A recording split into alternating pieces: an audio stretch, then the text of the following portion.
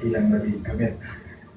Kita pergi Ekaristi bukan untuk baca kitab suci, tetapi kita pergi Ekaristi untuk menyembah. Kita kembali lagi, bantu dulu Galilea yang kita baca lagi, Keluaran 12 ayat 25 sampai 27. Ketika mereka makan korban Paskah, Tuhan lewat dan orang Israel buat apa?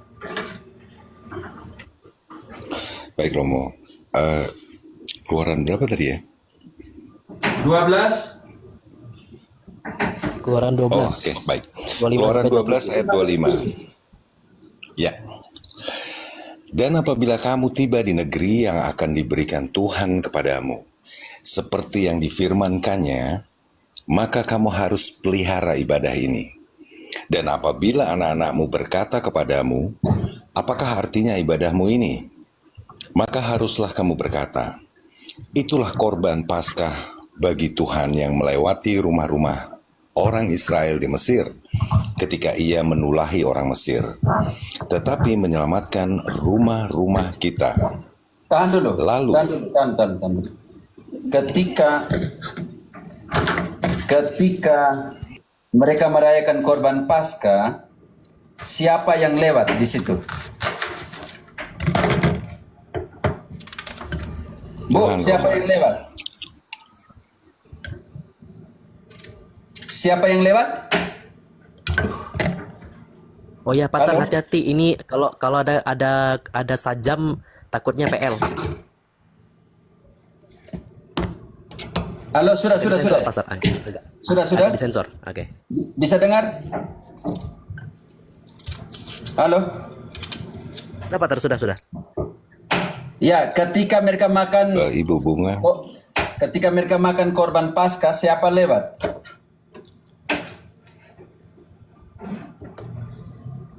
Tuhan, Romo, Tuhan.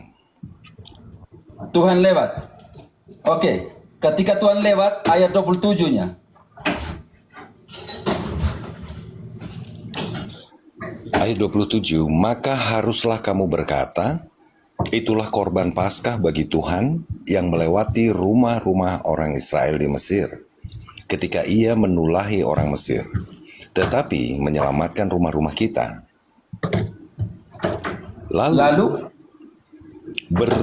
Lalu berlututlah bangsa itu dan sujud menyembah. Ketika Tuhan lewat di dalam perjamuan Paskah Yahudi, Tuhan lewat dan orang Israel berlutut dan sujud menyembah karena Tuhan lewat. Sekarang Ekaristi Kekatolikan, Kekristenan secara kitab suci, Tuhan ada di situ. Cara membuktikannya bagaimana?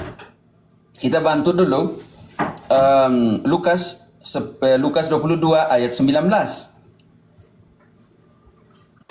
Oke, Valen mungkin. Ya, mau di ayat 2 Silakan. ayat 19 ini. Oke. Untuk masih di perjanjian baru. Ini aja tadi terbuka ya. Lukas 22 ayat 19. Lalu ia mengambil roti, mengucapkan syukur, memecah-mecahkannya, dan memberikannya kepada mereka. Katanya, inilah tubuhku yang diserahkan bagi kamu. Lakukanlah ini sebagai pengingat akan aku. Lakukanlah ini sebagai Pengingat akan daku. lakukanlah ini sebagai kenangan akan daku. Kenangan, iya. Sekarang sandingkan ke yang dikenang itu apa? Di situ dalam Yunani namanya anamnesis. Anamnesis atau dalam Ibrani namanya askarah. Yang dikenang itu apa? Ini sungguh-sungguh. Bilangan 10 ayat 10. Siapa yang dikenang dan apa itu yang dikenang?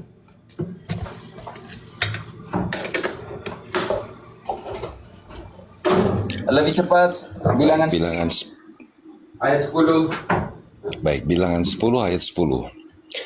Juga pada hari-hari kamu bersukaria, pada perayaan-perayaanmu, dan pada bulan-bulan barumu, haruslah kamu meniup nafiri itu pada waktu mempersembahkan korban-korban bakaranmu dan korban-korban keselamatanmu. Maksudnya, supaya kamu diingat di hadapan Allahmu, akulah Tuhan Allahmu. Waktu kamu melakukan korban bakaran dan korban keselamatan, supaya kamu Selamatkan. Diingat. supaya kamu kata kunci diingatkan tadi. Supaya kamu Ingatkan. Supaya kamu diingatkan di hadapan Allah. ketika Yesus ambil roti, mengucap syukur, membagi-bagikannya, lakukanlah ini sebagai Peringatan akan aku. Ingatkan. ketika orang Yahudi, imam-imam Yahudi melakukan kurban bakaran, kurban keselamatan, supaya kamu Ingat oleh Allah. Ingatkan. diingatkan bahwa akulah Tuhan Allahmu. Karena itu kalau kita pasang askara, di situ penting sekali, atau anamnesis. Ketika kamu melakukan kurban bakaran dan kurban keselamatan, kamu askarakan, kamu dianamnesiskan bahwa aku sendirilah yang mengatakan itu. Akulah Tuhan Allahmu. Maka Yesus bilang, ketika Yesus mengambil roti, mengucap syukur, memecah-mecahkannya, dan menyerahkan kepada para rasul, dan mengatakan, inilah tubuhku, lakukanlah ini sebagai askara bahwa sayalah Tuhan Allahmu. Karena itu, yang di situ siapa kalau begitu? Yang hadir di situ siapa, Ibu? Galilea, yang hadir itu simbol atau askara dia sendiri? Askara dia sendiri, Romo. Cara dia sendiri. Akulah Tuhan Allahmu. Karena itu orang Katolik pergi Ekaristi, karena dia ada di sana, maka berlutut dan Menyembah. bukan omong kitab suci, bukan Lexio Divina, pergi berlutut dan menyembah dia yang ada di Ekaristi. Askara, anamnesis, akulah Tuhan Allahmu. Silakan. Oke, bisa paham Bu Bunga? Iya, sudah sangat mengerti sekali. Jadi saya mengambil kesimpulan itulah yang setiap minggunya kita lakukan karena Ekaristi adalah puncak daripada ibadah yang sesungguhnya.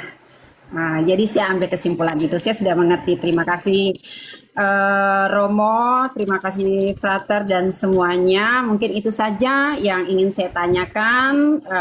Salve, selamat malam. Mungkin saya Ya, izin salve. Iya, karena pas hujan deras juga, jadi agak tidak kedengaran.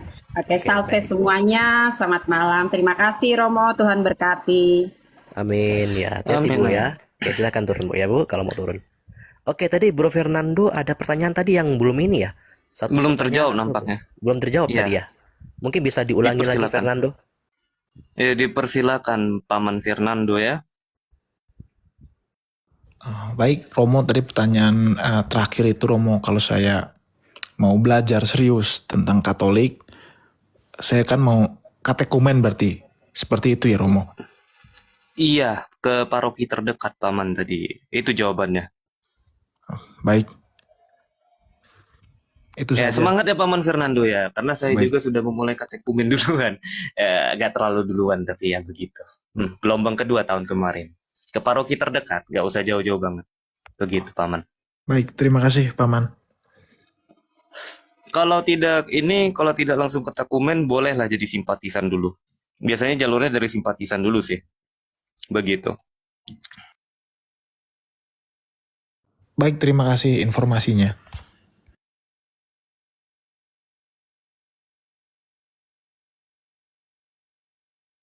Mungkin Frater gimana Frater ini? Oke, ini ada Paman Jack PB ini. Halo Paman Jack PB. Malam, salve.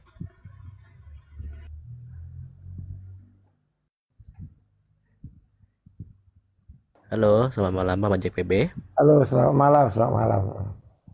Oke, ada yang mau ditanyakan mungkin atau mau disampaikan dulu supaya nanti bisa diteruskan ke Romo? Nggak ada. Nggak ada Romo. Nggak ada. Tidak ada? Oke, ya. Oke, ini ada lagi yang baru. Nimunu ya, apa nih? Nimunu. Halo, selamat malam Nimuno.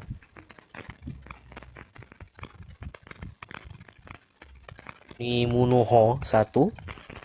Halo.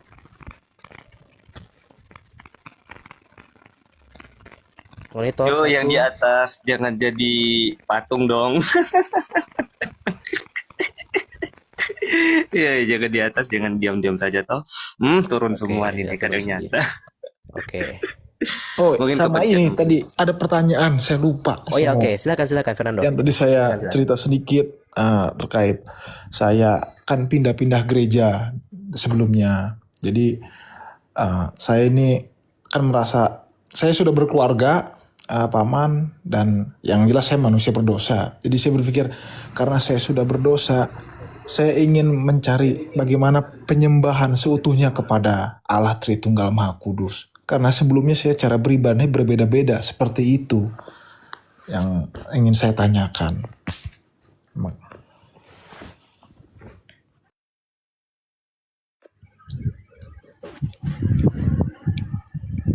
Apa tadi pertanyaan, Frate? Lagi blender tuh. Bisa Iya, Romo. diulangi lagi, lebih singkat mungkin lebih singkat. Iya Romo, saya kan tadi curhat sedikit Romo terkait sebelumnya saya gerejanya kan pindah-pindah Romo. Nah, maka itu saya itu sedang mencari bagaimana penyembahan kepada Allah seutuhnya Romo. Karena kan saya ini orang berdosa. Jangan sampai saya ini sudah orang berdosa, saya salah juga menyembah Tuhan. Seperti itu Romo. Mungkin saya tanyakan seperti itu. Terima kasih Romo. Oh, curhat. Saya pikir mau pertanyaan.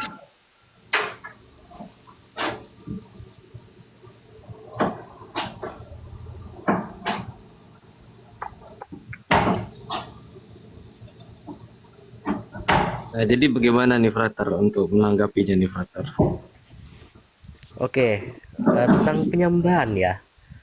Jadi kalau saya nanti ini Romo bisa sambung dulu ya. Yang pasti jelas begini ya. Tadi sudah di spoiler ya sama Valen tadi. Ya setidaknya kalau kamu memang benar-benar murni untuk menjadi seorang Katolik ya dalam dirimu ya, berangkat dalam dirimu ya, ini bukan karena paksaan. Jadi biasanya begini, Katolik tidak memberikan paksaan kepada orang yang ingin memeluk atau mengenali ajaran iman Katolik itu seperti apa. Makanya tadi Valen sudah berikan kata kuncinya, itu simpatisan tadi sebenarnya. Ya, terlibat Baik, di terima kasih. dalamnya. Nah, terlibat di dalamnya walaupun dalam segi tertentu kamu hanya sekedar menghadiri. Ya, lebih-lebih perayaan Ekaristi entah yang harian atau yang di hari Minggu. Ya, entah kamu diajak temanmu atau diajak dari siapa begitu. Ya, yang kebetulan juga agamanya Katolik. Ya. Nah, jadi ya langkah pertama ya pasti itu, kenali dulu dan dilihat di bagian tata ibadah, liturgis, dan apa-apa saja aspek yang ada di dalamnya itu. Ya yang pasti nanti kamu akan membuat dirimu akan bertanya-tanya kan, lebih apa sebagai langkah lanjutnya kan seperti itu. Jadi selama ini yang dilakukan dalam gereja saya seperti apa? Apakah sama seperti yang selama ini sudah saya tanyakan kepada Romo atau tidak? Kan begitu. Itu akan dikomparasikan secara tidak langsung begitu. Jadi yang jelas langkah pertamanya berangkat dari diri Anda sendiri ya, Fernando ya. Datang ke gereja, simpatisan dulu nggak apa-apa, melihat dan memperhatikan apa yang ada di sana dan bagaimana cara beribadah liturgis mereka, lebih-lebih dalam gereja Katolik. Baik, terima kasih. Makanya itu sebelum saya mau ke langkah selanjutnya, saya sering bertanya di room ini. Seperti itu. Terima kasih, Paman. Oke, nggak apa-apa, semangat ya Paman Fernando. Aku juga begitu kok awal-awal, sedikit curhat juga jadinya. Iya, awal-awal juga begitu.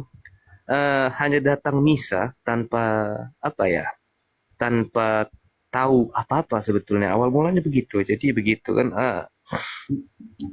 Kalau untuk takut atau tidak takut, intinya begini Paman. Yang terpenting untuk kita, saya juga nih, karena masih ketakumen, untuk kita yang atau mungkin belum dibaptis, atau yang belum diterima sebagai umat secara penuh, sebagai umat Katolik ya, yang terpenting adalah pada saat Ekaristi, perayaan Ekaristi, pada saat pembagian roti hosti, itu ada dua pilihan, untuk ada dua pilihan, duduk atau maju itu ini tergantung di paroki mana ya, tergantung kebijakan pastoral ya. Ada yang boleh menyilangkan tangan, ada yang disuruh duduk saja. Itu tergantung dari kebijakan pastoral saja. Tidak ada masalah di situ.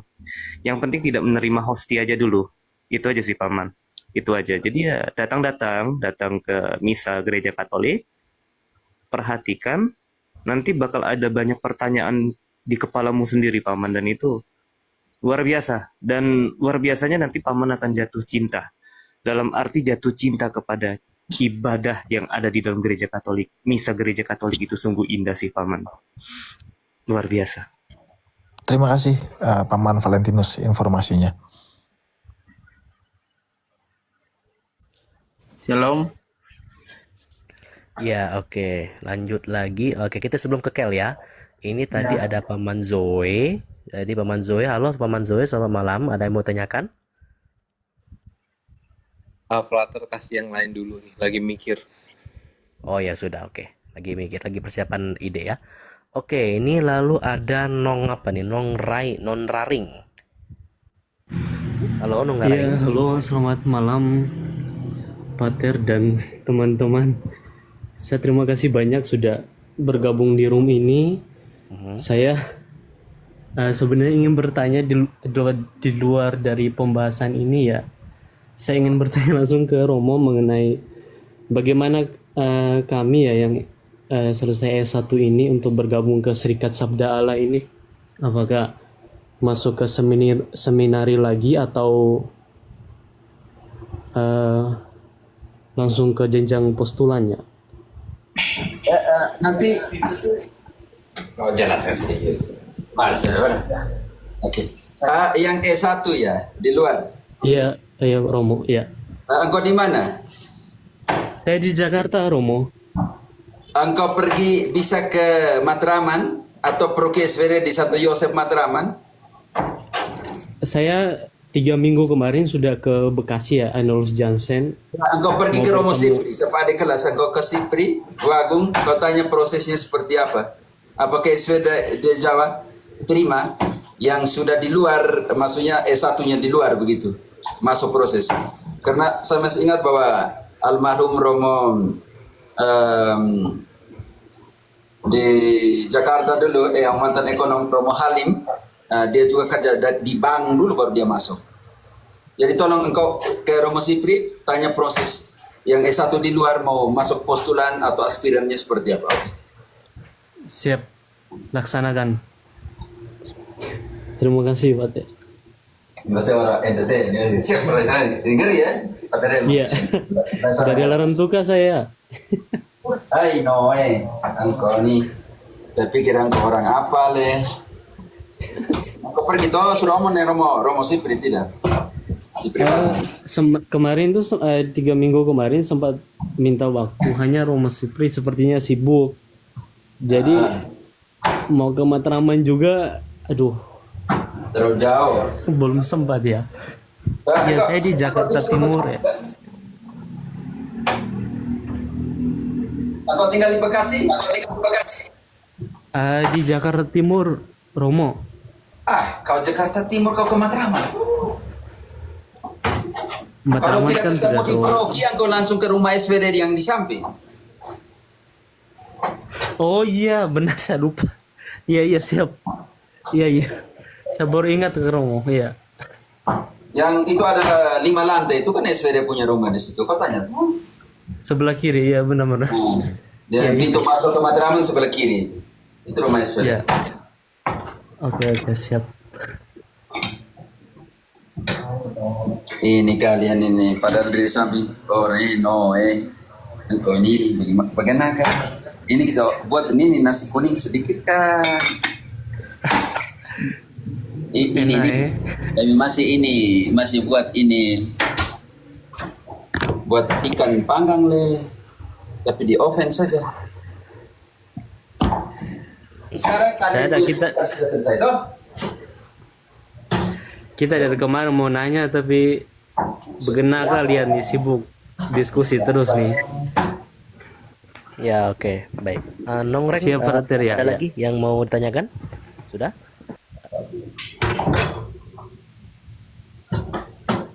Halo berarti Nong Daring. Oh iya, sepertinya tidak ada perhatian cukup. Oh oke. Ya. Terima kasih ya. Ya. Semangat untuk calon-calon imam kami ya. Banyak ini Ya, domba-domba siap, yang siap. bakal balik ini termasuk saya. Jadi gereja juga butuh banyak imam nanti di masa depan. Termasuk saya nih. Saya bakal jadi umat ini. Begitu. Lanjut. Oke, siap. Oh ya, tadi Oke, Kel ingin bertanya kita juga ya. langsung ke Kel ya. Oke, silakan Kel. Ada yang mau tanyakan Kel? Begini bang, saya kan pernah dengar mau bilang purgatori. Purgatori itu apa ya?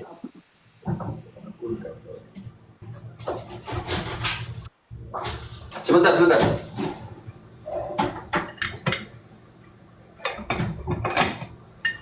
Cuando comienza vaporear, me avisa, ¿sí? Serafín. Cuando tu papá, tú quita este, ¿sí? Sí. Con esta aquí, pero yo voy en la sala.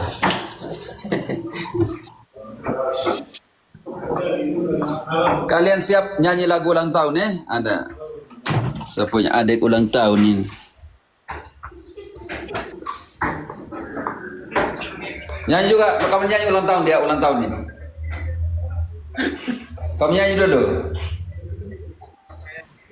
Ya, selamat ulang tahun, Paman. Happy birthday. Kamu Petrus. Oke. Gimana nih lagunya nih, Frater? Tolong pimpin nih, Frater. Ya, oke ya, kita pimpin ya. Oke. Ini siapa nih yang mau nyanyi nih ulang tahun untuk Romo? Oke, ya, baik. Saya pimpin ya, nggak apa-apa, Patar. Oke, ya. Mana orangnya? Oke. Ya. Halo. Baik. Halo, Patar. Ya, selamat ulang tahun, Patar. 1, 2, 3. Selamat Ulang tahun. Selamat ulang tahun.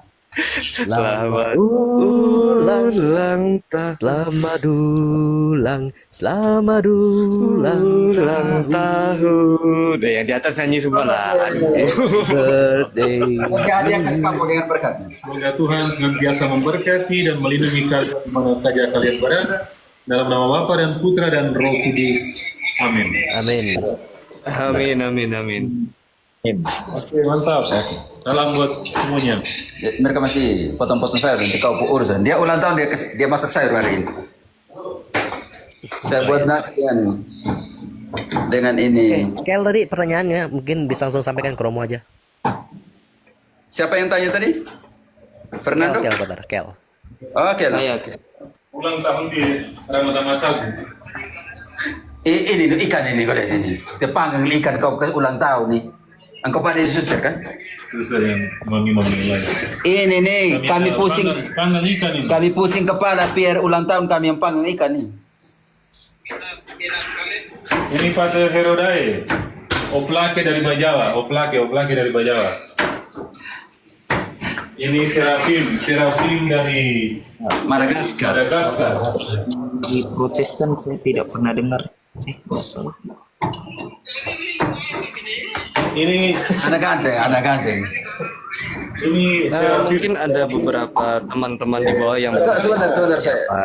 kalau saya pribadi sudah kenal sih. Ya, karena banyak yang bertanya juga itu di bawah Kel. Tapi lanjut setelah itu ya. ini Pace dari Papua. Saya ada 2 pertanyaan, itu kan tadi 1 kurang 1 lagi nanti. Akan tinggal dengan kami beberapa hari, besok dia sudah berangkat. Ini lagi masak-masak. Pace, salam mereka. Mereka dua semua jalan nih. Selamat hari Senin. Kenapa tidak muka mana? Semua balik. Engkau ini bagaimana? Buka Pace. Pace Baba dari Oke, Patar. Tadi pertanyaannya tentang purgatori itu apa? Tadi dari Kel itu. Sebentar. Mau ambil yang mana nih? Purgatorium.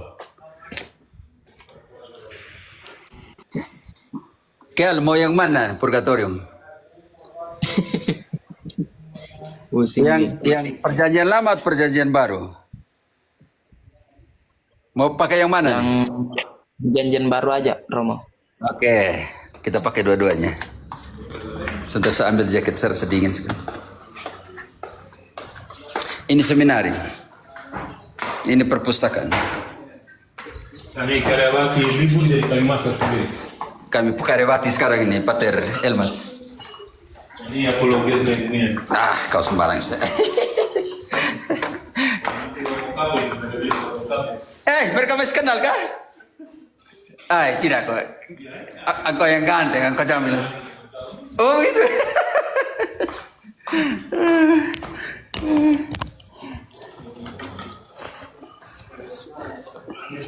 Purgatorium. Yang suka berkelahi dengan pendeta-pendeta otak sepotong itu. Oh kemarin bukan satu dengan pendeta yang otak tumpul begini tidak apa. Hancur kemarin. Belum dia. Kamen, apakah pertanyaan saya ini bagus ya? Sampai di pagar sekolah saya tidak sampai masuk kelas. Sabar ya Kakel ya, sabar. Sebentar ya. Sebentar kan. Pater bilang tumpul tadi.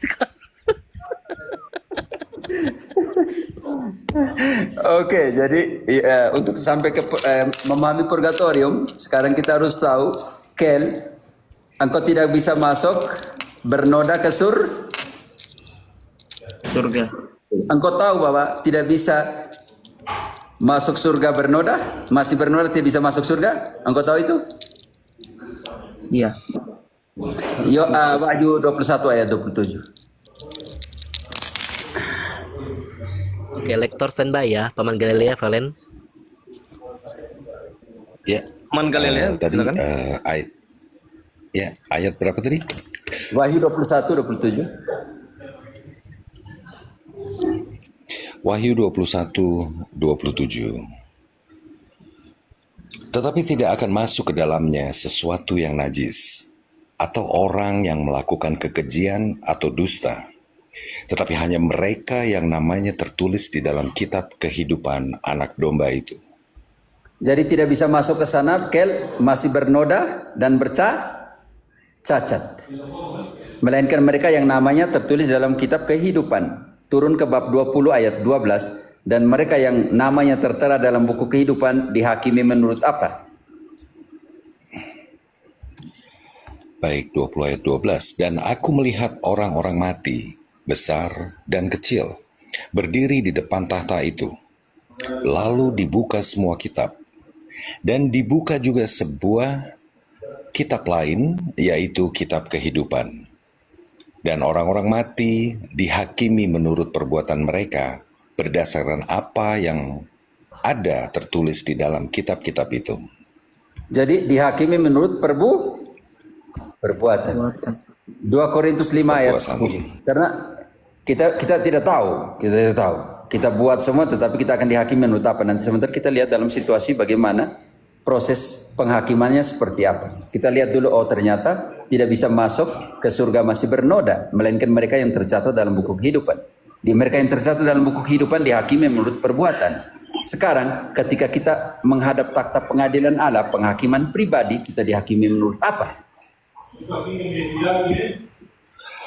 Sebab kita semua harus menghadap tahta pengadilan Kristus, supaya setiap orang memperoleh apa yang patut diterimanya, sesuai dengan yang dilakukannya dalam hidupnya ini, baik ataupun jahat.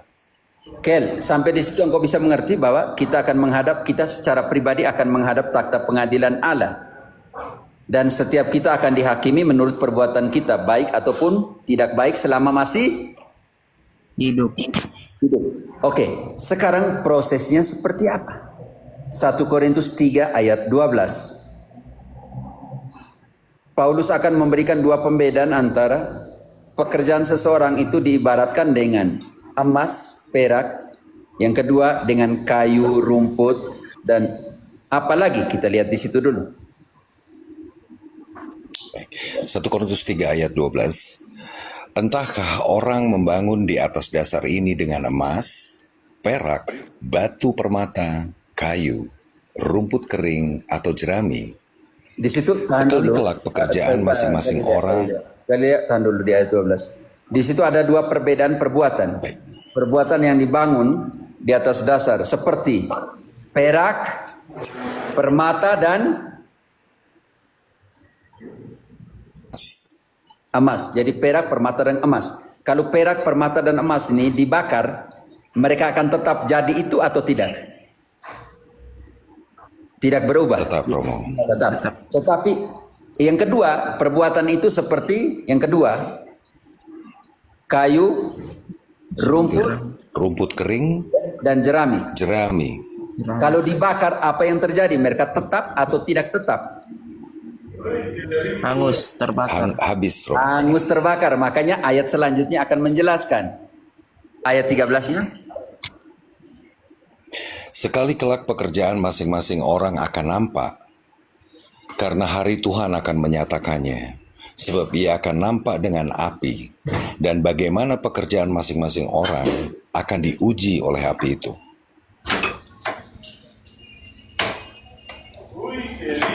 Dan masing-masing pekerjaannya akan diuji dengan api. Akan diuji dengan api, benar sekali. Lanjut ayatnya. Jika pekerjaan yang dibangun jika pekerjaan yang dibangun seseorang tahan uji, ia akan mendapat upah. Jika pekerjaannya terbakar, ia akan menderita kerugian. Tetapi ia sendiri akan diselamatkan, tetapi seperti dari dalam api.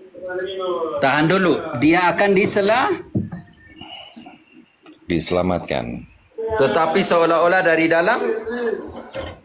Aquí también están preparando almuerzo.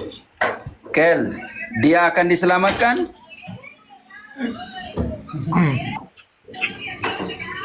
Apa Romo? Jadi selamat dari dalam api. Diana. ¿Y sé qué? ¿Vos? Alex. Y Alex gordito, ¿no, Alex? Está en la finca. Alex. No, Alex es al lado. ¿Usted qué?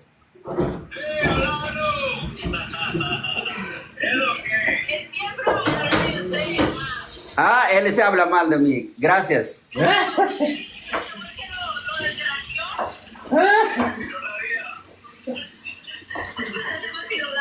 No, yo estoy cuidando la línea, Alex. Yo estoy cuidando la línea. Oke, maaf, ayat 15 dibaca ulang. Jika pekerjaannya terbakar, ia akan menderita kerugian, tetapi ia sendiri akan diselamatkan, tetapi seperti dari dalam api. Tidak. Dia akan diselamatkan, tapi pekerjaan sudah terbakar. Dia akan menderita kerugian. Tidak bisa masuk langsung. Pekerjaannya dibandingkan dengan rumput, kayu, dan jerami. Tetapi dia akan diselamatkan atau tidak, Kel, di situ? Diselamatkan. Tetapi seolah-olah dari dalam api. Tetapi seolah-olah dari dalam api. Api Romo. Engkau sebagai Protestan, Kel, di sini engkau jelaskan bagaimana itu selamat seolah-olah dari dalam api. Dia kan sudah hancur terbakar. Ternyata Santo Paulus itu orang Yahudi. Orang Yahudi punya pemahaman tentang purgatorium, tapi punya nama lain, namanya Gehenna.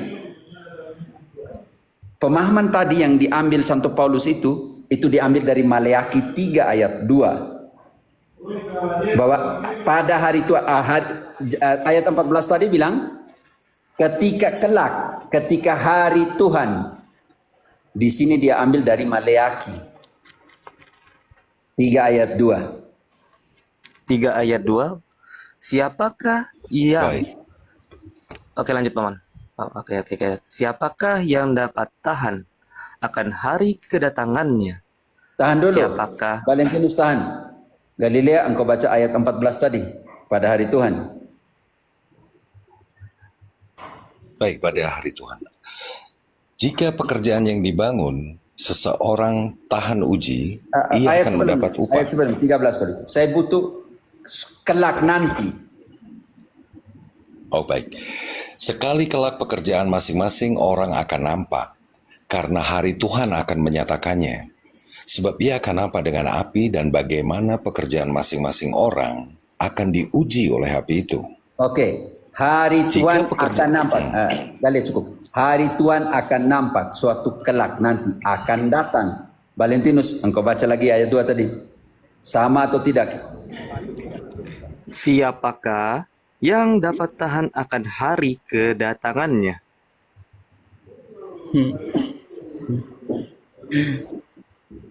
Lanjut. Siapakah yang dapat tetap berdiri ketika ia menampakkan diri? Ketika ia datang. Sebab Sebab ia seperti api pemurni logam dan seperti sabun penatu. Kel, ia seperti apa? Api Pemurni. Kalau bilang Protestan bilang tidak ada purgatorium, api pemurnian, tidak baca Maleakhi. Baca kembali. Sebab ia seperti api pemurni logam dan seperti sabun penatu. Galilea di ayat 12 tadi. Pekerjaan kita itu seperti logam emas dan permata yang bertahan. Yang satunya rumput, kayu, dan jerami. Valentinus. Entahlah orang membangun di atas dasar ini dengan emas, perak, batu permata, kayu, rumput kering, atau jerami. Dan itu menandakan pekerjaannya di ayat selanjutnya.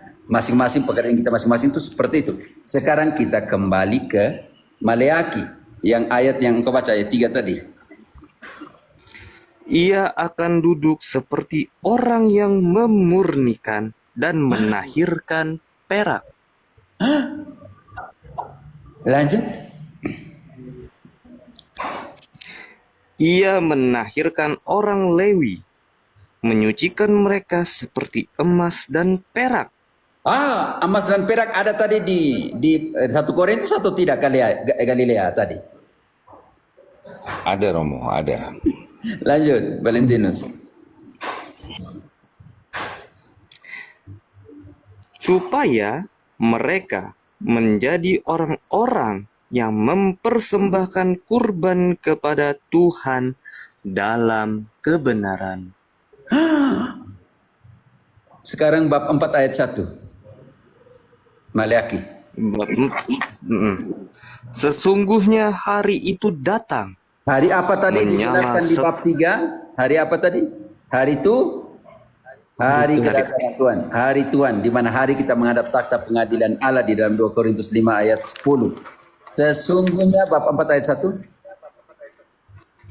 Sesungguhnya hari itu datang, menyala seperti perapian. Lanjut. Semua orang sombong, semua orang sombong dan semua orang yang berbuat fasik menjadi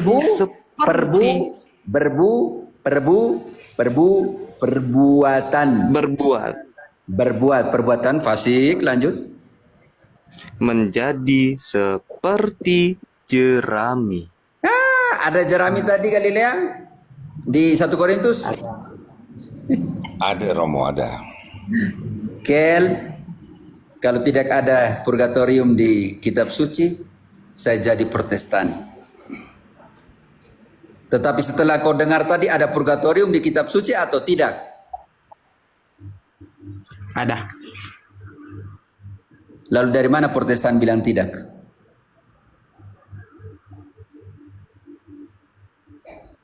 Dari dasar biblis mana bahwa tidak ada purgatorium? Sedangkan sangat jelas di Maleakhi. Hari Tuhan datang seperti api yang memurnikan emas dan perak. Perbuatan yang dijelaskan di dalam 1 Korintus.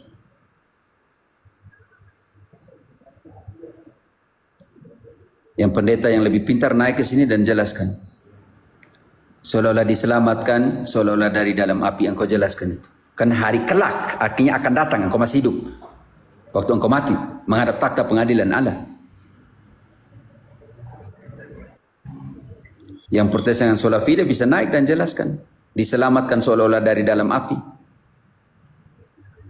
Jangan bilang sekarang karena dikatakan kelak. Artinya tensinya apa?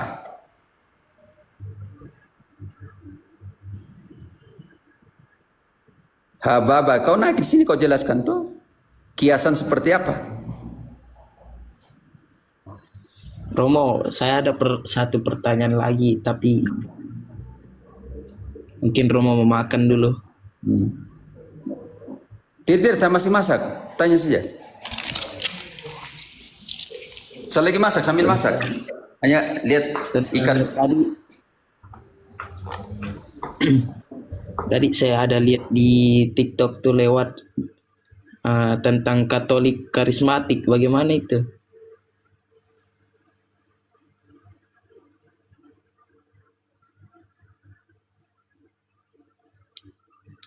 Masih termute Romo. Izin. Bukan Katolik karismatik, karismatik Katolik.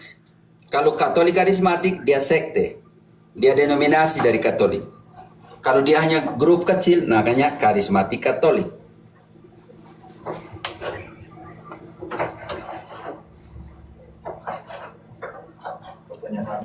Sama sedikit menambahkan mungkin ya, Kel ya. Itu bukan apa ya?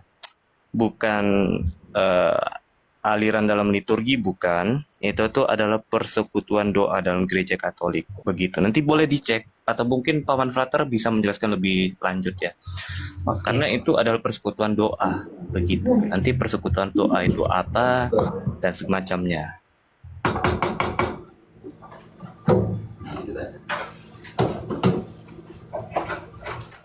Oke, saya singkat aja ya, nanti Romo bisa terangkan lebih dalam. Tapi yang jelasnya begini, untuk persekutuan doa karismatik Katolik itu komunitas beriman yang sejatinya seyogjanya itu adalah cita rasa karismat yang diturunkan tapi dengan tata cara Katolik, tetap di dalam struktural, bukan suka-suka, bukan bebas. Itu kelompok ya, makanya disebutnya persekutuan doa karismatik Katolik, tetap berada di bawah pengawasan wewenang atau struktural yang tidak boleh melenceng atau mengaburkan makna dari kehidupan cita rasa iman Katolik. Itu artinya. Hanya kadang-kadang kan orang mempelintir nih. Ya, itu kelompok kategori, bukan kelompok wajib. Tidak semua orang ikut di dalamnya, nggak semua. Tuh, saya singkatnya begitu ya. Nanti Romo akan lebih deep penjelasannya. Karena biar bagaimanapun, kalaupun ada PDKK, ada imam yang membimbing, ada pastor yang mendampingi. Tidak berbuat tanpa melakukan yang namanya cross check, pengawasan. Tidak bisa. Harus dicek dulu. Seizin moderatornya, begitu bahasanya. Karena larinya apa? Itu nanti akan tafsir liar, menyamakan diri seperti yang di tetangga sebelah, karismatik Protestan.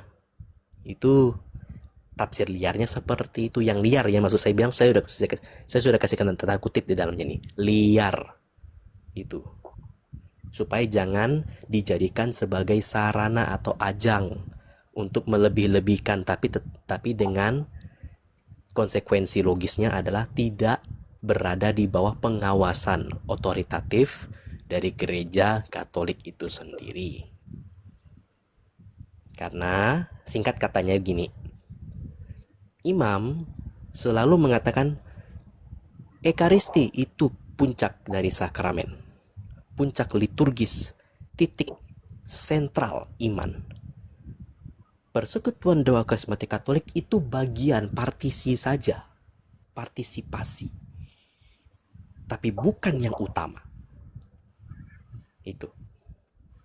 Makanya kalau ada yang PDKK ikut bagian itu, tolong ikut dulu ekaristi yang dilakukan oleh imam. Baru setelah itu mau dibarengi dengan apapun bentuk nuansa-nuansanya silakan. Tapi syarat pertamanya adalah selesaikan dahulu dengan perayaan kudus, perjamuan suci dalam ekaristi. Itu. Ada pendampingan khasnya oleh moderatornya, yaitu imam yang dimintakan secara khusus untuk pendampingan seperti itu. Itu singkatnya Kelnya ya. Nanti Romo bisa panjangkan lebih lebar seperti itu. Ya, sedikit menambahkan juga contoh dari persekutuan doa tuh kayak gini, Kel. Salah satunya adalah gerakan Imam Maria. Ya ini di paroki saya nih BTW ya, Katedral Santa Maria Palembang. Biasanya kayak gini. Nah, itu ada jadwal doanya. Di sini juga nanti ada semacam apa ya? Mungkin penjelasan mengenai apa itu tujuan dari persekutuan doa ini, begitu. Dan itu ya salah satu contohnya ya ada yang karismatik Katolik dan yang sekarang sedang saya ikuti itu ya ini. Berfokusnya devosi Bunda Maria, begitu. Contoh. Sedikit contoh. Begitu. Lanjut. Oke, sudah cukup mengerti, Ikel? Iya Bang. Ini banyak yang bilang mau protes. Enggak, saya baru pertama kali lihat gitu. Mungkin untuk teman-teman juga, teman-teman Katolik, janganlah cepat-cepat menghakimi orang, toh kan Kel ini masih muda, dia masih mau belajar ya. Jadi untuk komentarnya dijaga begitu. Kalau saya moderator udah saya kirim kalian ke purgatorium. Oke, lanjut.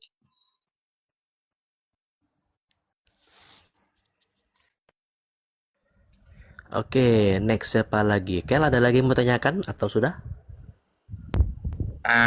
Udah Kak, mungkin saya mau bikin pertanyaan lagi buat besok.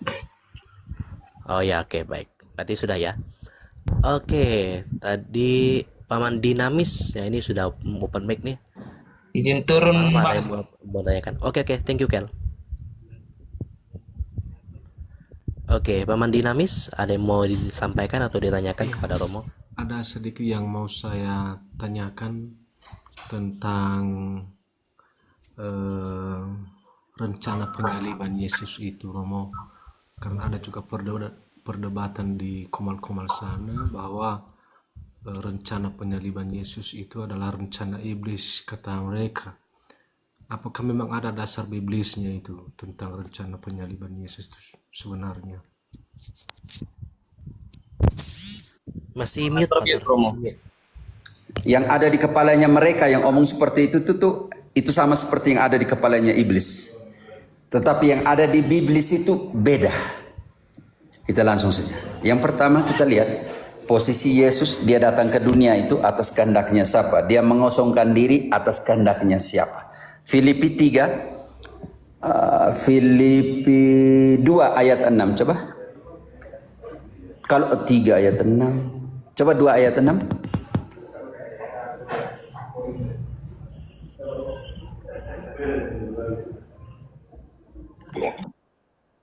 Ininya berapa? Apa di mana Romo? Filipi ya Romo ya? Ya Filipi. Filipi 2 ayat 6. Teman-teman tolong sambungan saya kurang bagus hari ini. Valentinus. Saat ini mungkin Pak Valentinus ya terima kasih. Filipi 2 ayat 6, saya coba bacakan dulu. Yang walaupun dalam rupa Allah, tahan dulu. Tahan dulu, pelan-pelan kita kupas. Yang walaupun dalam rupa Allah. Yesus itu Allah kalau begitu dalam ayat itu?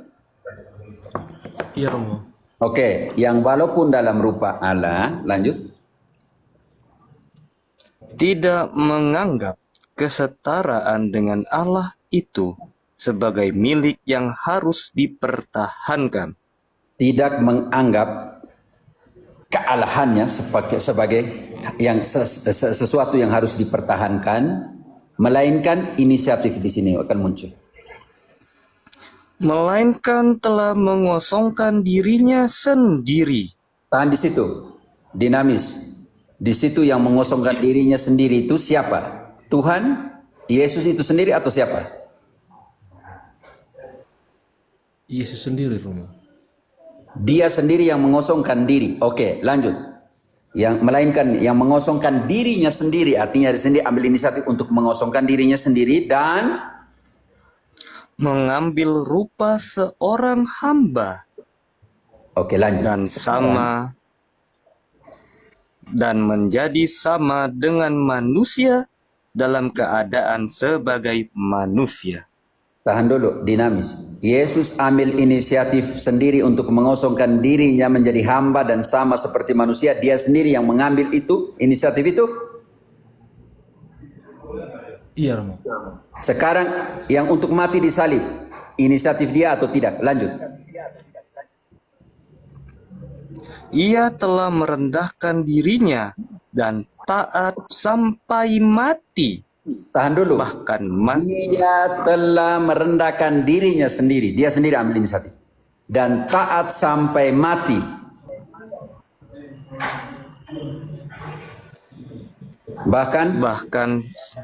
Bahkan sampai mati di kayu salib. Dinamis. Di situ siapa yang ambil inisiatif untuk menyerahkan dirinya sampai mati dan mati di kayu salib? Siapa di situ? Dia sendiri Romo. Dia sendiri. Oke. Sekarang di kisah 3 ayat 23. 2 ayat 23. Oke, kita turun satu itu. 23. Dia yang diserahkan Allah menurut maksud dan rencananya. Lanjut. Iya Romo. Yang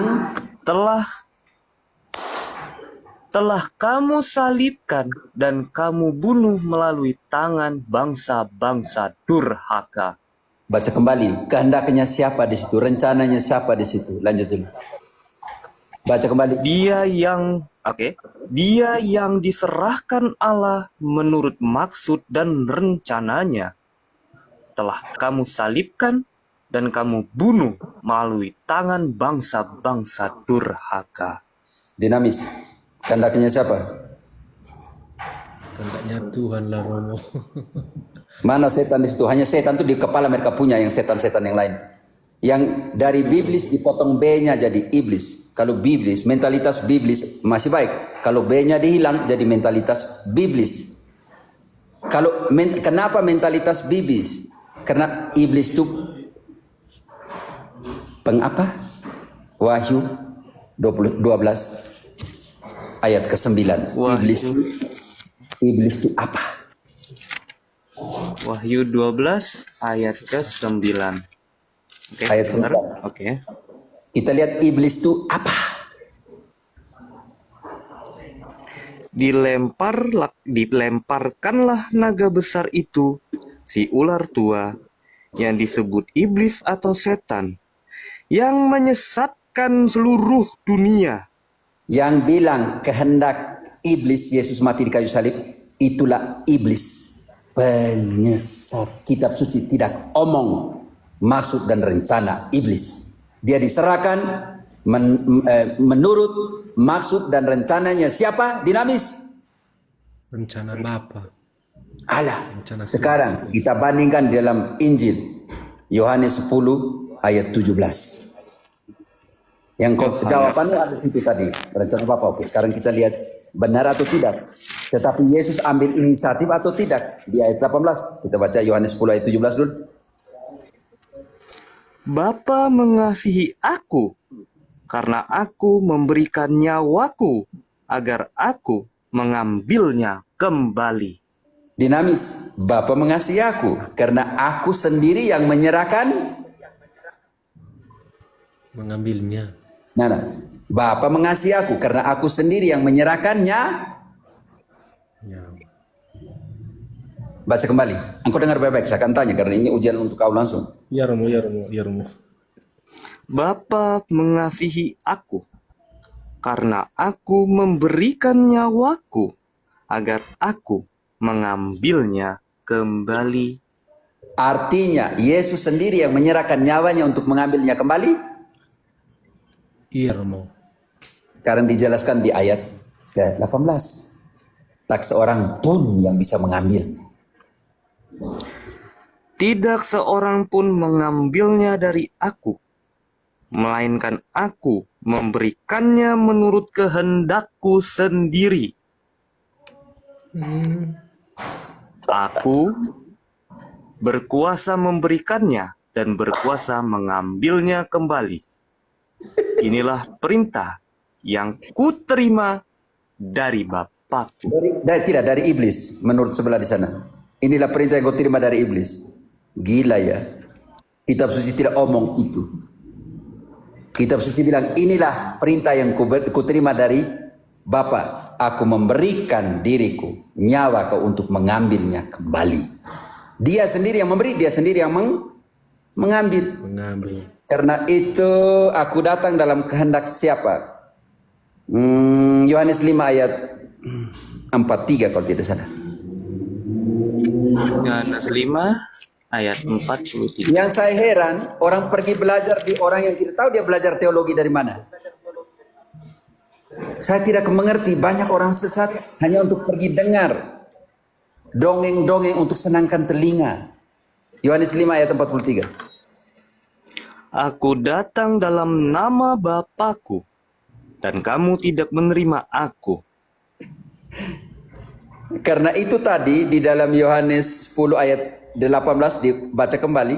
Aku datang dalam nama Bapakku. Aku datang dalam kehendak Bapakku. Dalam pengutusan, dalam misi Bapakku.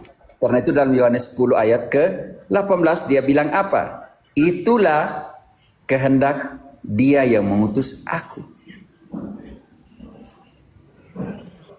Baca ulang dari 18 ya, Pater ya. Ya, hanya 18. Tidak seorang pun mengambilnya dari aku, melainkan aku memberikannya menurut kehendakku sendiri. Dinamis. Aku berkuasa. Yesus mati menurut kehendaknya siapa di situ? Dia bilang. Kehendak Yesus sendiri. Kehendak Yesus sendiri. Lanjut. Aku berkuasa memberikannya dan berkuasa mengambilnya kembali. Inilah perintah yang kuterima dari Bapakku. Makanya dia datang dalam nama Bapa. Seperti Bapa mengutus aku. Iya.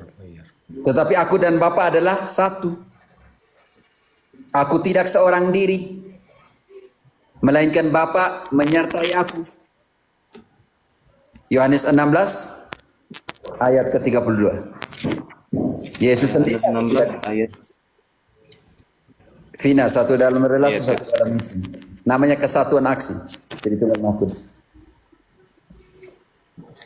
Lihat saatnya akan datang, bahkan sudah datang, ketika kamu akan dicerai-beraikan masing-masing ke tempatnya sendiri dan kamu meninggalkan aku seorang diri. Yesus bilang begini, kamu akan pergi meninggalkan saya seorang diri. Kata seorang pribadi, seorang diri. Oke, lanjut. Namun, aku tidak seorang diri sebab Bapa menyertai aku. Dinamis. Kehendaknya siapa kalau begitu? Kehendak Bapa lah Romo. Yang ajar seperti itu 11-12 dengan iblis. Penghasut, penipu, penyesat. Yang telah dibacakan dalam Wahyu tadi, penyesat.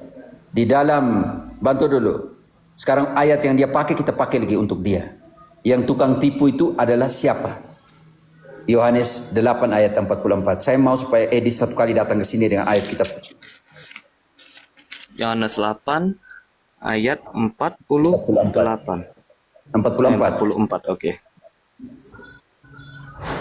Kamu berasal dari bapakmu, iblis, dan kamu ingin melakukan keinginan-keinginan bapakmu.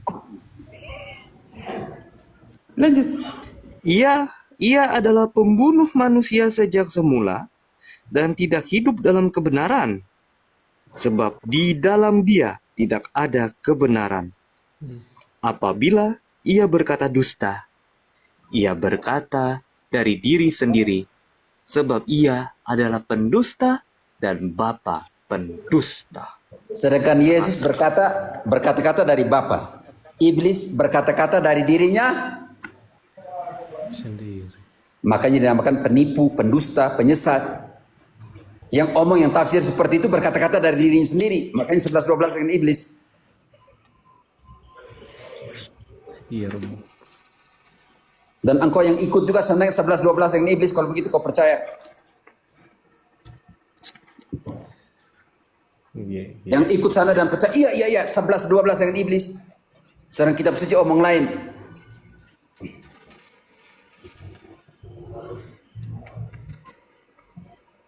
Yang ikut di sana sama dengan 2 Timotius 4 ayat 3 dan 4. Akhir-akhir ini banyak yang cari dia punya guru untuk senangkan dia punya telinga. 2 Timotius 3 ayat ke 3 dan 4. Itu banyak tuh orang-orang seperti ini tuh, ini nih ayatnya.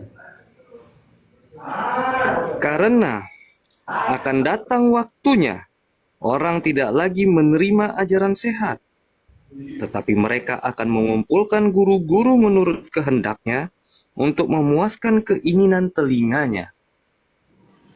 Mereka akan memalingkan telinganya dari kebenaran dan membukakannya bagi dongeng. Karena itu yang harus kita buat sebagai orang Kristen sejati ayat 2. Beritakanlah firman. Siap sedialah, baik atau tidak baik waktunya. Nyatakanlah apa yang salah. Tegurlah dan nasihatilah dengan segala kesabaran dan pengajaran. Aku nggak lulus di sini kayaknya. Karena Santo Petrus sudah menubuatkan guru-guru palsu. 2 Petrus 2 ayat 1 selanjutnya. Bukan ajaran Kristen, tetapi apa di situ? 2 Petrus 2 ayat 1 selanjutnya. Sebagaimana nabi-nabi palsu dahulu tampil di tengah-tengah umat Allah, demikian pula di antara kamu akan ada guru-guru palsu. Mereka akan memasukkan pengajaran-pengajaran sesat yang membinasakan. Bahkan mereka akan menyangkal penguasa yang telah menebus mereka, dan dengan demikian segera mendatangkan kebinasaan atas diri mereka. Wah, keras ini. Lanjut, belum selesai. Lanjut. Banyak orang akan mengikuti cara hidup mereka yang dikuasai hawa nafsu, dan karena mereka jalan kebenaran akan dihujat. Karena serakahnya guru-guru palsu itu akan berusaha mencari untung dari kamu dengan cerita-cerita isapan jempol mereka. Untuk perbuatan mereka itu, hukuman telah lama tersedia dan kebinasaan tidak akan tertunda. Wow. Lanjut, Water. Oke, lanjut. Sebab Allah tidak menyayangkan malaikat-malaikat yang berbuat dosa, tetapi melemparkan mereka ke dalam neraka, tempat mereka dirantai dalam kegelapan untuk disimpan sampai hari penghakiman. Allah juga tidak menyayangkan dunia purba. Ia hanya menyelamatkan Nuh, pemberita kebenaran itu, dengan 7 orang lainnya, ketika ia mendatangkan air bah atas dunia orang-orang fasik. Begitu. Mungkin Romo lanjut atau gimana? Iya. Lihat guru-guru palsu tadi tugasnya begitu. Lalu sekarang zaman akhir ini kita kembali ke 2 Timotius 3 ayat 1 selanjutnya. Paulus bilang hati-hati, zaman akhir ini nih banyak orang yang seperti ini. Karena itu hati-hati.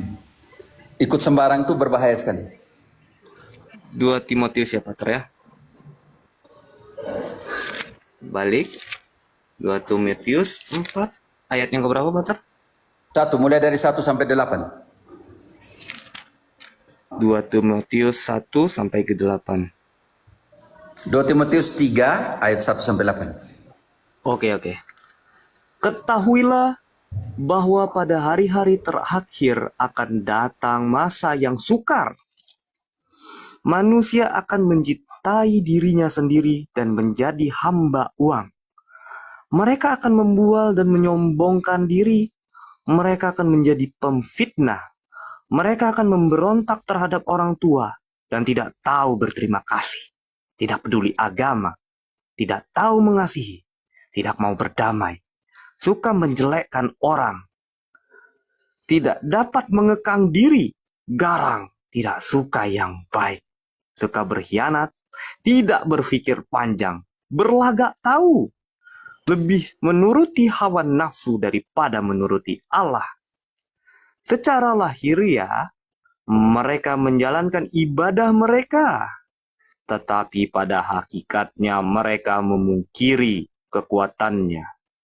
Jauhilah mereka itu, sebab di antara mereka terdapat orang-orang yang menyelundup ke rumah orang lain dan menjerat perempuan-perempuan lemah yang syarat dengan dosa dan dikuasai oleh berbagai nafsu, yang walaupun selalu ingin diajar, namun tidak pernah dapat mengenal kebenaran. Sama seperti Yanes dan Yambres menentang Musa, demikian juga mereka menentang kebenaran, akal mereka bobrok, dan iman mereka tidak tahan uji. Patras. Jangan ikuti mereka, tinggalkan mereka. Buat apa itu? Bayangkan orang-orang seperti ini yang tidak mengakui Yesus sebagai Tuhan, itu jangan kau salami. Keras kata Santo Yohanes. Tolong baca 2 Yohanes 1 ayat 9. Mereka yang menjadi turis doktrinal, yang suka kunjung-kunjung doktrin yang tidak jelas seperti itu, Santo Yohanes bilang, kalau kau salami, kau juga mengambil bagian dalam kejahatan mereka. Yang menyangkal Yesus, menyangkal Bapa. Yohanes yang kedua 1 yang 11 ya Romo. 2 Yohanes, bukan Yohanes yang kedua. Yohanes kedua itu ada 2 Yohanes. Ya, 2 Yohanes 2 Yohanes 1 ayat 9. Dari 9 dulu, baik Pater. Sebab orang yang melangkah terlalu jauh dan tidak tinggal di dalam ajaran Kristus, ia tidak memiliki Allah. Siapa yang tinggal di dalam ajaran itu, ia memiliki Bapa maupun Anak. Dinamis. Itu orang itu yang Edis TV itu dia menyangkal kealahannya Yesus. Dia bilang Yesus punya Tuhan. Orang-orang yang tidak tinggal di dalam ajaran yang diajarkan para rasul, dia tidak memiliki Bapa dan tidak memiliki Anak. Lanjut. Jikalau seseorang datang kepadamu dan ia tidak membawa ajaran ini, ajaran janganlah. Mana? Ajaran tentang Bapa dan ajaran tentang Anak. Kalau yang di sana menyangkal Yesus bukan Tuhan, di sini jawabannya. Kalau ada orang yang datang dan tidak mengajarkan ajaran tentang Bapa dan Anak, lanjut. Janganlah menerima dia di dalam rumahmu dan janganlah memberi salam kepadanya. Jangan kau kunjungi mereka room-roomnya. Jangan kau terima dia dalam rumahmu dan yang kau salami mereka. Lanjut, yang menyalami saja. Yohanes bilang apa? Sebab siapa yang memberi salam kepadanya, ia mengambil bagian dalam perbuatannya yang jahat. Keras. Lanjut.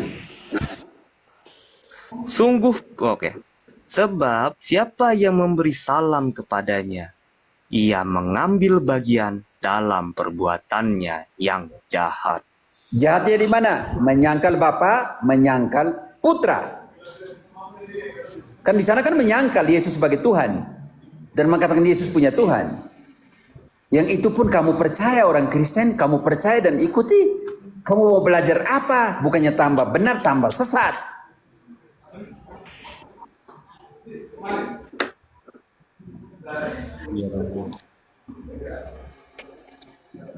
Semua kitab suci bilang Yesus Tuhan, datang ada abad ke-21-22 yang mengatakan bahwa Yesus bukan Tuhan. Kurang ajar sekali secara ajaran, itu kurang ajar bagi saya. Yang kita bahas tadi, Yesus sebagai Tuhan atau tidak dinamis? Yesus sebagai Tuhan, Romo. Lalu kenapa engkau pergi loncat-loncat doktrinal, pesiar seperti turis saja, tidak punya pendirian? Bukan hanya engkau, tapi banyak orang-orang Protestan, Katolik juga yang sama saja.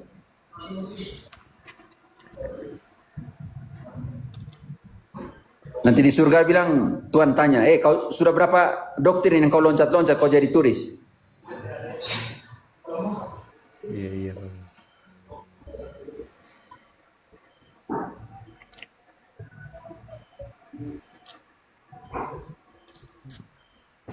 Baru paham saya, Romo.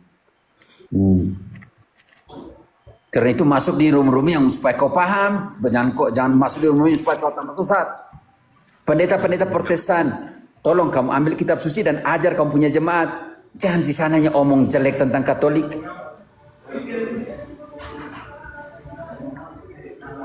Berapa room Protestan yang omong baik di TikTok ini tentang kekatolikan? Tidak ada, Romo. Nanti Tuhan tanya, kau berapa kali kau buka room dan omong jahat tentang Katolik? Itu juga standar kau masuk surga. Iya, Romo ya.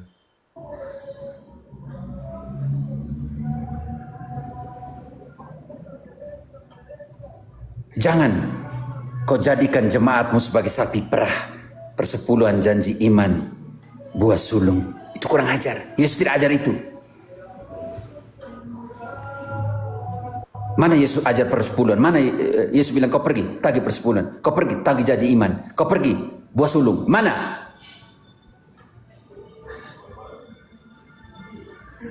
Bikin rusak kekristenan hanya karena uang, hanya karena perutmu.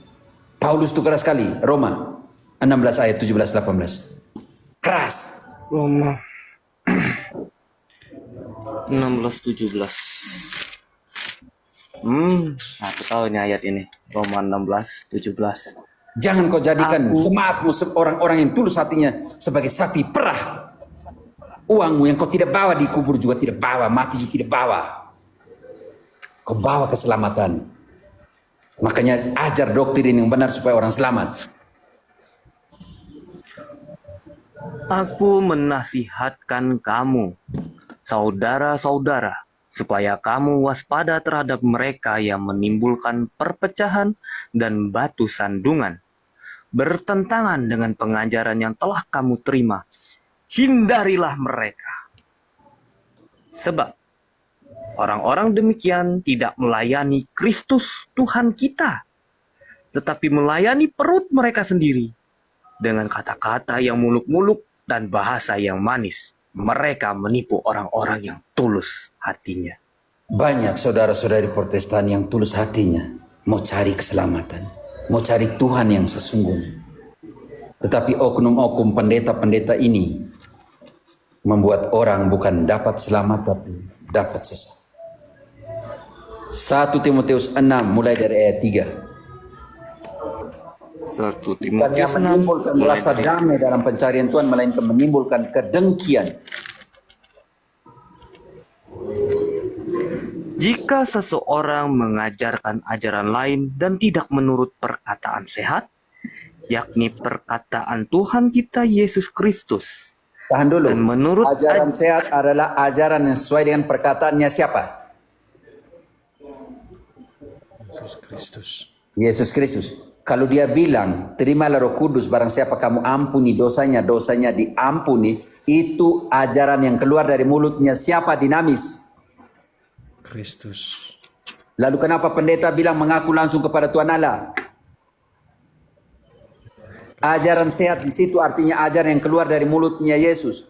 Ketika dia mengatakan, Dagingku adalah benar-benar makanan. Kenapa pendeta bilang simbol?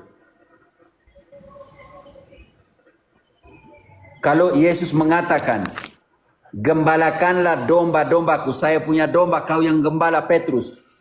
Kenapa pendeta-pendeta tidak terima itu?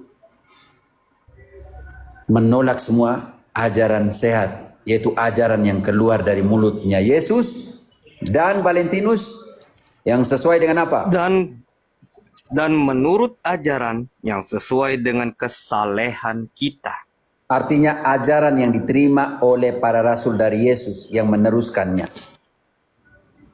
Orang-orang yang tidak mengajarkan ajaran yang punya dua standar, Yesus yang keluar dari mulut Yesus dan sesuai dengan ibadah kesalehan kita, artinya yang diteruskan oleh para rasul, orang-orang ini ia berlagak tahu, padahal tidak tahu apa-apa.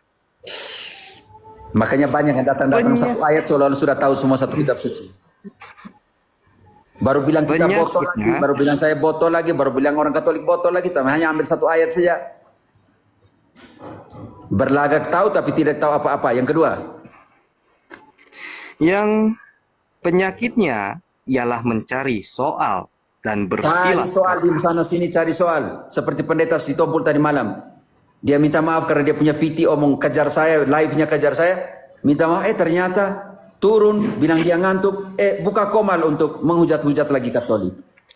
Yang itu seperti itu tuh. Lanjut, yang ketiga. Yang menyebabkan dengki. Yang menyebabkan dengki. Dengki. Pendeta Deki Ngadas, kau ajar ambil kitab suci dan ajar yang benar. Jangan kau ajar supaya orang dengki. Seperti kau penama. Ya, karena dia ada di kata-kata tuh ngeri sekali serang saya itu ya. Tolong ajarkan bukannya kedengkian, ajarkan cinta. Lanjut. Perselisihan, fitnah, curiga. Lanjut. Percekcokan antara orang-orang yang tidak lagi berpikiran sehat dan kehilangan kebenaran. Yang mengira ibadah itu suatu sumber keuntungan. Jemaat-jemaat Protestan yang baik hati dan tulus hati cari kebenaran. Kamu jangan pernah beri makan kepada serigala. Karena mereka tidak pikir kamu selamat atau tidak. Mereka hanya pikir tentang mereka punya, hari ini saya makan apa dari kalian. Dan hari ini saya makan siapa.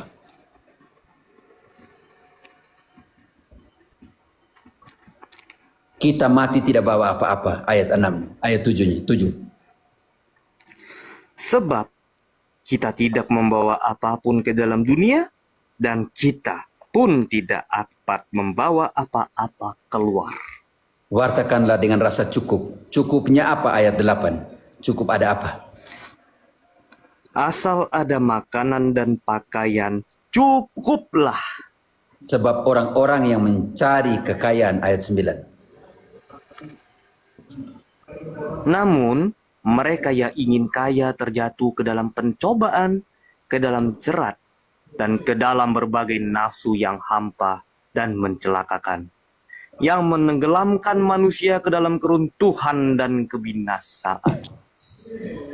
Ayat 10, karena sebab akar segala kejahatan ialah cinta uang, dan karena memburu uanglah beberapa orang telah menyimpang dari iman dan menyiksa dirinya dengan berbagai duka. Persepuluhan di stop ya. Janji iman tidak ada dalam perjanjian baru, perjanjian lama. Karena buah sulung hanya untuk orang Yahudi, yaitu Imam Levi dan Harun. Mereka kan sola scriptura. Kenapa? Praktekan hal yang tidak ada diajarkan oleh Yesus. Dan menutup dengan ayat ini karena saya harus melanjutkan masak. 1 Korintus 9 ayat 18. Upah sebagai pewarta. Baik, 1 Korintus 9. Tolong umat-umat Katolik kontrol untuk menyerang imam-imammu, biaran-biarawatimu, kamu mendoakan mereka itu lebih cukup dari kamu serang mereka di rum-rum. Tolong. Kamu pikir imam-imammu biarawati tidak punya hati sebagai manusia kah? Yang tidak punya rasa. Kami bukan orang kudus loh. Kalau mau omong kami, omong langsung di depan kami. Baca itu. Jika demikian, apakah upahku? Upahku ialah ini, bahwa aku boleh memberitakan Injil tanpa upah, dan bahwa aku tidak menggunakan hakku sebagai pemberita Injil.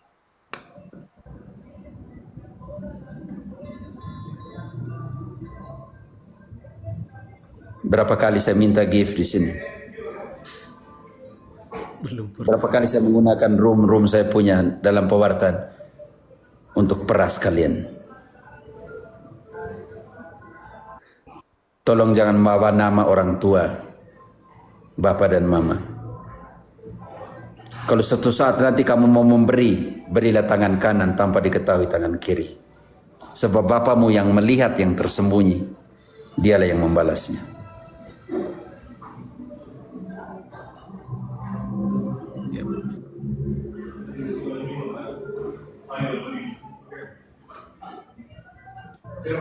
Ingat itu.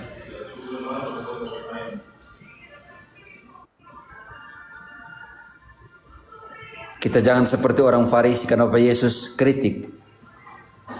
Dan perempuan janda itu memberikan semua dari yang dia miliki. Karena dalam praktek di sana, dalam Yudaisme, kalau kau kasih uang makin besar, loncengnya makin keras.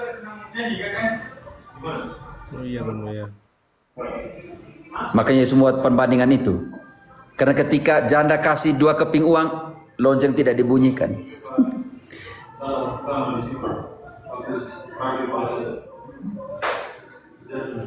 Yang kedua, untuk yang suka gunakan uangnya untuk provokasi, tolong hentikan itu.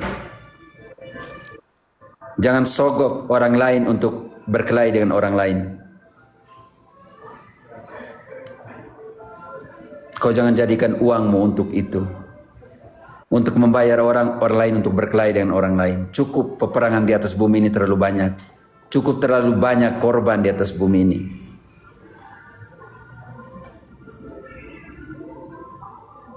Kau gunakan itu untuk janda, miskin, anak yatim piatu. Di manakah engkau ketika aku telanjang? Di manakah engkau ketika aku lapar?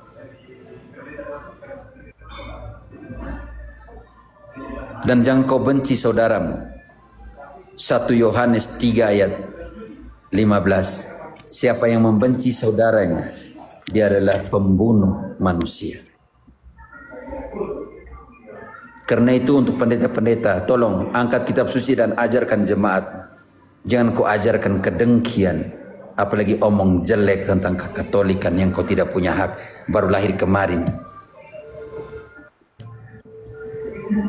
1 Yohanes 3 ayat 15.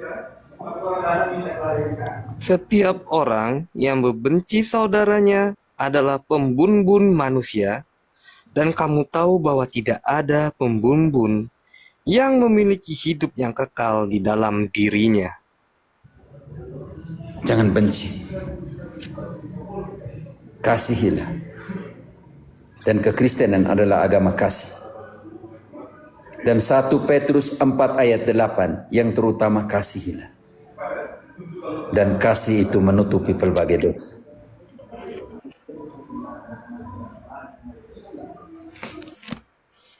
Satu Petrus 4 ayat 8. 4 ayat 8. Yang terutama, kasihilah sungguh-sungguh seseorang akan yang lain, sebab kasih menutupi banyak sekali dosa. Tetapi karena mengatakan yang benar, karena mengasihi, engkau akan menderita. Ayat 16. Namun, jika ia menderita sebagai orang Kristen, janganlah ia malu. Melainkan, hendaklah ia memuliakan Allah dalam nama Kristus itu. Kalau engkau menderita sebagai orang Kristen karena kebenaran tadi, karena semua pengajaran, janganlah kau malu. Pikulah salib itu bersama dengan Yesus.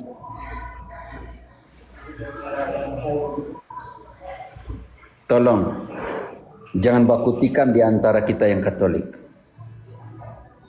Karena terbius oleh provokasi. Karena kerajaan yang terpecah-pecah tidak bertahan.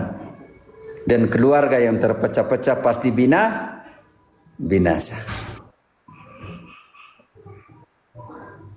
Ingat itu. Kadang pikul salib itu tidak mudah. Dan imam-imammu, biarawatimu, mereka juga bagian dari persoalan hidup di dunia ini. Tapi jangan pernah menjadikan persoalan mereka sebagai sarana untuk membenci. Wartakan terus kebenaran, baik ataupun tidak baik waktunya. Jangan wartakan kedengkian. Karena kedengkian tidak membawamu kemana-mana. Ajaranmu itulah yang menyelamatkan. 1 Timotius 4 ayat 16. Hati-hati dengan apa?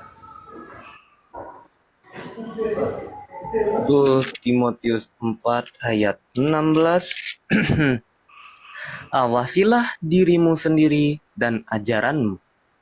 Bertekunlah dalam semuanya itu, karena dengan berbuat demikian, engkau akan menyelamatkan dirimu dan semua orang yang mendengar engkau. Gunakanlah sarana pewartaan TikTok, YouTube untuk kebaikan. Kalau aku tahu bahwa aku bisa berbuat baik dan tidak melakukannya, aku sengaja tidak melakukannya, aku berdosa.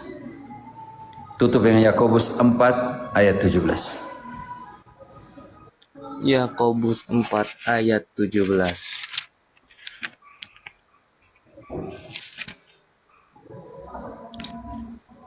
Jadi, jika seseorang tahu bagaimana ia harus berbuat baik, tetapi ia tidak melakukannya, ia berdosa. Saya berdosa kalau saya tahu bahwa begitu banyak error yang dihidupi oleh orang-orang yang tulus hatinya mau cari Tuhan Allah, tetapi diperbelit, diarahkan ke tempat lain. Saya tahu bahwa saya bisa berbuat baik untuk mereka dan saya tidak berbuat baik dalam pengajaran, maka saya berdosa. Kebaikan yang kita lakukan dalam pengajaran itu ada di Yakobus 5 ayat 19-20. Saya tahu bahwa mereka berada di doktrin yang keliru dan saya tidak omong dengan mereka. Saya tidak menyelamatkan nyawanya dan tidak menutupi pelbagai dosa, kata Yakobus 5, 19-20.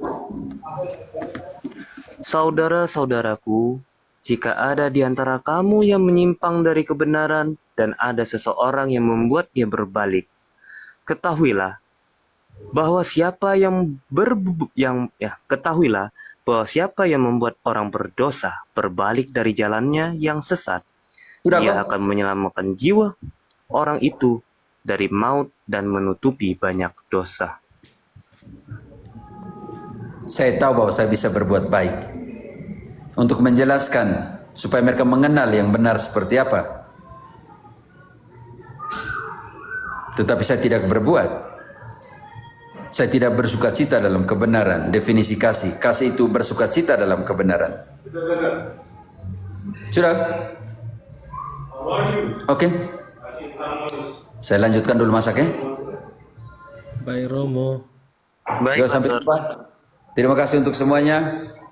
Untuk dinamis, untuk Doge minta maaf ya. Alex, engkau simpulkan dulu. Engkau kesian engkau dari tadi diam sini. Kesian maksudnya saya terlalu ego begitu. Omong terlalu sendiri-sendiri. Alex, engkau masih di sini? Alexander Ngama. Alex ini kakaknya itu Fabi Ngama, kakak kelas kami tingkat 1, mereka tingkat 4. Oh ya Alex, anaknya lagi sakit, kita doakan semoga sembuh. Oke, terima kasih untuk semua. Saya harus lanjutkan masak ya teman-teman. Iya, Romo. Oke. Maaf. Brother. Terima kasih. Yo, Galilea dan semuanya, terima kasih. Valentinus, Frater Dinamis, Terima kasih, Arno Romo. Lomo, ya.